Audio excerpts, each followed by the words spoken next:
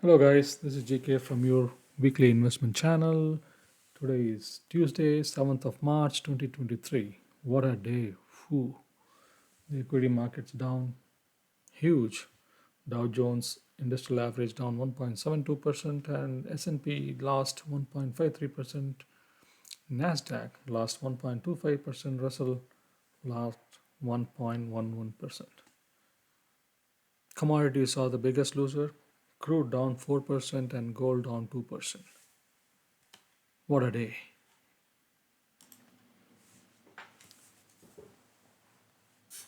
Fed Chair Jerome Powell said the Federal Reserve would consider raising interest rates by a larger than half a percentage point this month and was likely to lift rates higher than previously expected this year to cool an economy that has shown surprising strength. Mr. Powell's comments to lawmakers Tuesday laid the groundwork for a notable shift in tactics to reduce price pressure. He said hotter inflation and hiring could lead central bank officials to alter their recently adopted strategy of raising interest rates in smaller quarter point increments. The latest economic data have come in stronger than expected, which suggests that the ultimate level of interest rates is likely to be higher than previously anticipated, Mr. Powell told the Senate Banking Committee. If the totality of the data were to indicate that faster tightening is warranted, we would be prepared to pace off the rate hikes. Right? What a statement was that? This is not over. So the decision would size of the next rate rise will also be influenced by government reports for coming Friday on Feb hiring and next week on inflation, Mr. Powell said. The Fed has been trying to curb investment, spending, and hiring by raising rates, which makes it more expensive to borrow and can push down this price of assets such as stocks and real estate. Wow, what a day. Let's go and look at the markets, guys. This is S&P 500 intraday chart.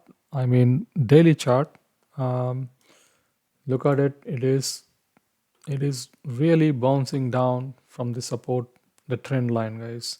So this is the trend line I drew a few days ago. So it kind of hovered around this range yesterday, and they were not really comfortable breaking the trend. And there you go. There's a big inverted candle, which means huge sell off, right? So again, this is let's look at the timeline, right? This was trading around 403 this morning until such time when the Fed started speaking. Then it went down, was pretty volatile, and at one point it went to 397, and later on it kind of stayed back. It stabilized around 398. So still, right? Market is very bearish today, but on a bigger scheme of things, it is still trending on the upper channel, not at the lower channel. So that is the good news, right? The bad news is it got sold off. A lot of these gains have been evaporated, right? But if you're an intraday trader, you are making money on the direction you betted. Definitely, people were going in short when Fed is speaking. So this is not over yet. I think they're going to see the numbers this Friday and next week, the CPI numbers, and it's going to be a volatile week. Let's look at the top 10 gainers in the market. there is some bright spot in the markets. If you're looking at it, these are all some of them really in the green. There are few that had earnings, but rest of them they kind of dodged the bullet, right? They are pretty much green when the entire market is red. These are the top 10 gainers in Nasdaq. I don't know any of these. I never traded them. Another brighter spot is AMD did not go down. AMD is on the brighter side.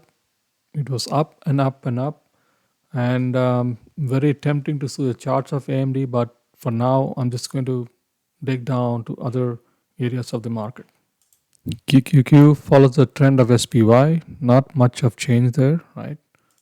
This is the Russell index. In the same thing follows SPY.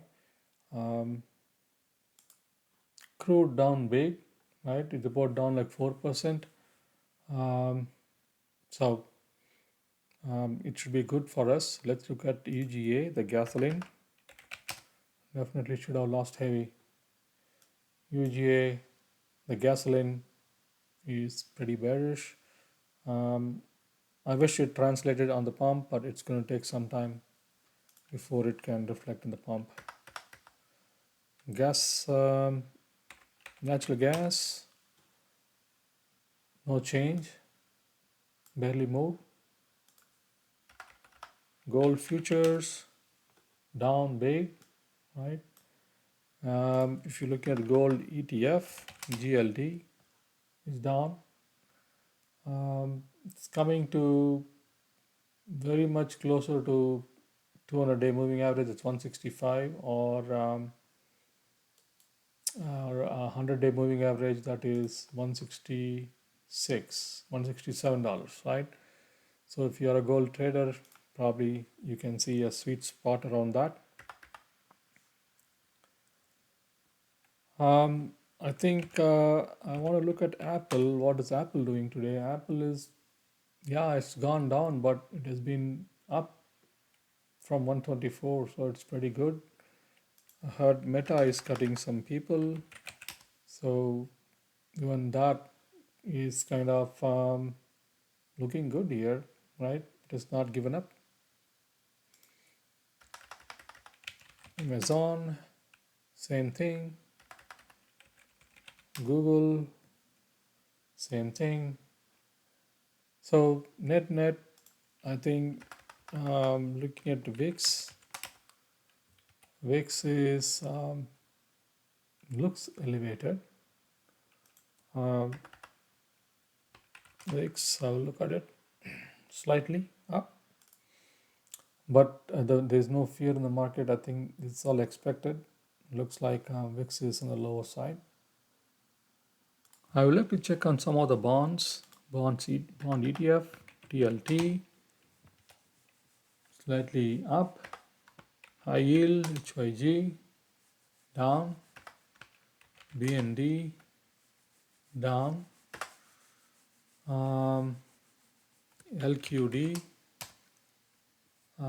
it's down as well. So the bonds are also not acting well. Let's look at inverse ETFs, SQQQ. If you're holding it, probably it has gained a little bit. Um, so I think more action to come in the next few days. I forgot to look at the SOX index, SMH, with the AMD being strong. Just looking at it, some of the weaker stocks, Qualcomm is hitting a lowest. It's low at 118. It's kind of having a downtrend. From 163, it gone down to 156, and then went to 138, and now it's 118. Qualcomm is a big loser here. Texas Instruments, the same thing. ASML, same thing, right? How about our famous retailers doing? Target, TJX, down big, right?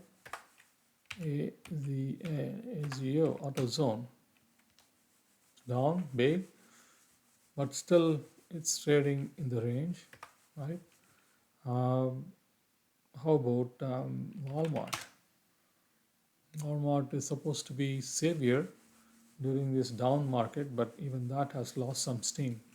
So net net, people are selling the market, but if you're long-term investors, stay strong, guys. Nothing has gone wrong. Hello, guys. Thank you for tuning in. If you like this content, please subscribe to my channel. Thank you so much. Stay tuned. Cheers.